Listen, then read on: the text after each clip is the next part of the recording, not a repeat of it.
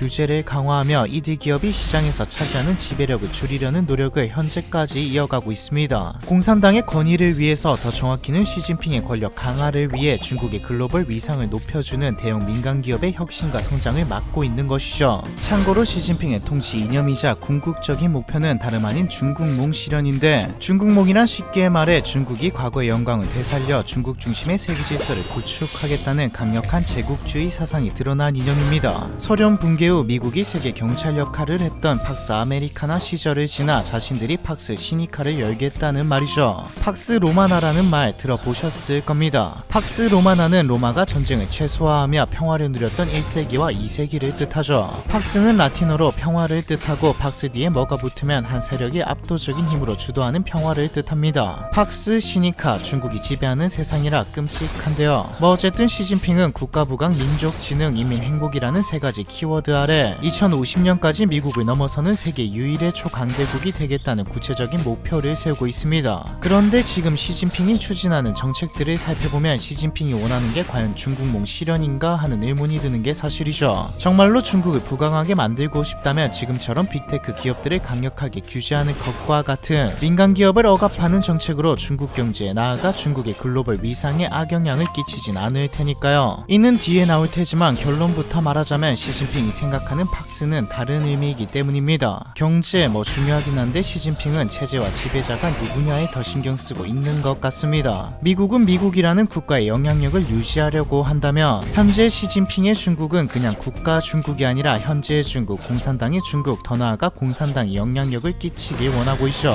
팍스 공산당인 셈입니다. 이건 중국이 규제하는 기업들을 봐도 좀 느낌이 옵니다. 빅테크 기업 이외에도 2021년부터는 중국 정부가 게임 산업에 대한 새로운 규제 정책을 발표하면서 네디즈와 빌리빌리 같은 게임 산업의 기업들도 주가가 급락했습니다. 규제 정책에 따르면 18세 미만의 청소년들이 평일에는 아예 게임을 할 수 없었고, 주말과 공휴일에는 최대 3시간까지만 게임할 수 있도록 제한하는 플레이 시간 제한이 생겼으며, 월요일부터 목요일까지 아예 게임을 할 수 없도록 하는 게임 셧다운제, 모든 게임 사용자에게 실명 인증을 의무화하는 실명 인증제도 시행되었죠. 게임 플레이 시간을 축소시키는 규제 정책은 게임 산업의 규모 역시 축소하는 결과를 낳았고요. 당시 정부는 게임 중독이 청소년의 학업과 정신건강에 부정적인 영향을 미친다고 판단했다며 표면적인 규제 이유를 밝혔는데, 사실은 게임이 반공산당 정서를 유발할 수 있다는 우려 때문에 규제가 강화된 것이라 보는 의견이 많았습니다. 시진핑은 집권 초기부터 현재 이르기까지 공산당의 권위를 유지하기 위한 수단으로 공산당의 이념과 가치에 맞지 않는 요소들을 제거하고 있는데, 이 요소에 게임 산업이 포함된 것이죠. 사실상 알리바바부터 시작해 게임 산업까지 시진핑의 기업 길들이기는 모두 반공산당 정서를 뿌리 뽑기 위함입니다. 왜 하필 지금일까요? 이 부분은 제 사견이 좀 들어있습니다. 잘 생각해보면 규제하는 기업들 대부분이 민간과 직접적으로 연관되어 있습니다. B2B 기업들이 아니라 B2C 기업들이죠. 특히 마윈은 기업을 뒤로 하더라도 돈의 신이라고 추앙받을 정도로 존경과 사랑을 받은 인물이고요. 마윈 탄압은 국민들에게 엄청난 인기와 사랑을 받는 인물이 등장했을 때 왕이 그 인물을 처형하는 것과 비슷한 맥락이라고도 볼 수 있습니다.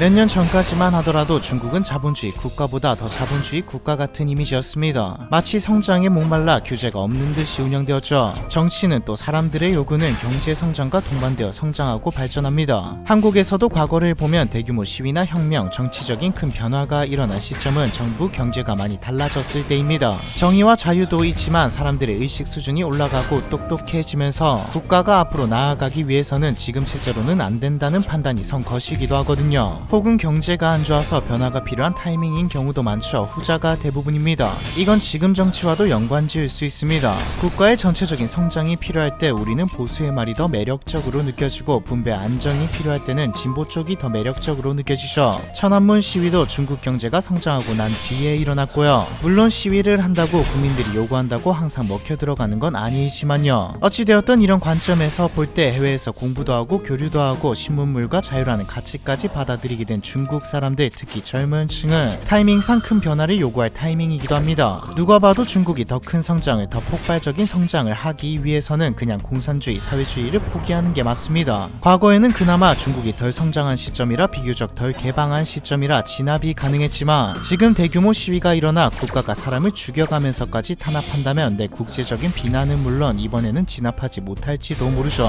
독재는 개인적인 욕심일 수도 있지만 독재를 하면서 동시에 국가 경제 경제에 뻔히 악영향을 끼칠 정책들, 공산당의 반기를 들만한 것들, 그런 생각이 들만한 요소들을 먼저 차단하는 정책을 펴는 것을 보면 꽤 합리적인 추론이라고 생각됩니다. 시진핑 정부의 규제로 직격탄을 맞은 것은 빅테크 기업뿐만이 아닙니다. 시진핑 정부는 최근 몇 년 사이 투기로 인한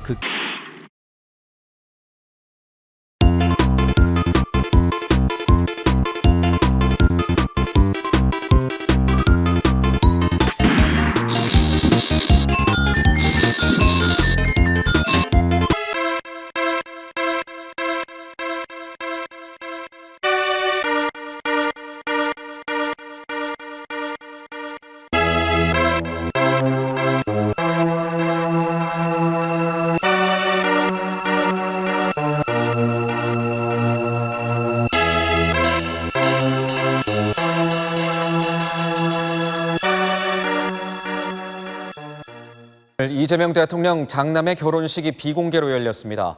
대통령 내외와 가족, 친지들이 참석하는 소규모로 진행됐고 여당 지도부를 포함한 정치권 인사들이 일부 참석했습니다. 김세인 기자가 취재했습니다.